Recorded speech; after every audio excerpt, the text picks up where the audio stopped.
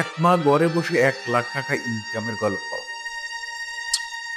এক মা যা যখন স্বামীর সংসার টানছিলেন তখন পকেটে ছিল মাত্র 300 টাকা। আজ তিনি ঘরে বসে আয় করেন মাসে 1 লক্ষ টাকা।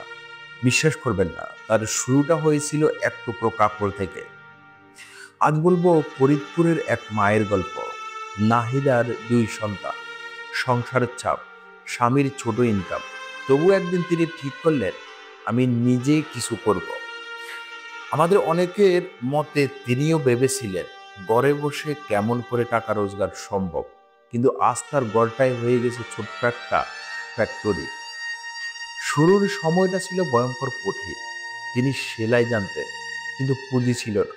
পুরনো কাপড় দিয়ে বানাতেন ছোট্ট ছোট্ট পণ্য, পাউড, ব্যাগ, বাচ্চাদের খেলনা। পরিবারের অনেকে হাসতো, বলতো এসব বানিয়ে টাকা আসবে, কিন্তু নাহিদা হার মানে। রাতে বাচ্চারা ঘুমালে তখনই তিনি কাজ করতেন। একটা মেশিন, একটা স্বপ্ন আর 2টা হাত নিয়েই শুরু করতেন।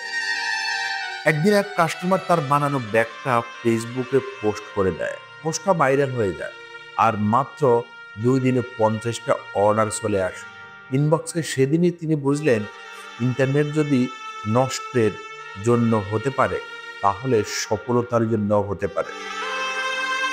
এখন নাহিদার ব্র্যান্ডের নাম মায়ের হাতের কাজ। প্রতি মাসে তার ইনকাম প্রায় 1 লক্ষ টাকা। নিজের ঘরে ছোট টিম গড়ে তুলেছে।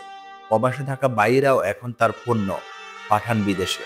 যে মানুষটা এক সময় ঘরে বসে কিছুই হবে না শুনতেন, আজ তার নিজের ঘর থেকেই চলেছে এক নতুন বিজনেস রেভলিউশন। নাহিদা প্রমাণ করে দিয়েছেন, সফল হতে বড় অফিস লাগে না, লাগে বড় সাহস। হাতে সময় আছে, ঘরে বসে একটা আইডিয়া নিন, শুরু করে দিন। কারণ আজ শুরু না করলে কালকে একই জায়গায় থাকবেন। আপনার তো গল্পটা বদলাতে পারে, তাই না?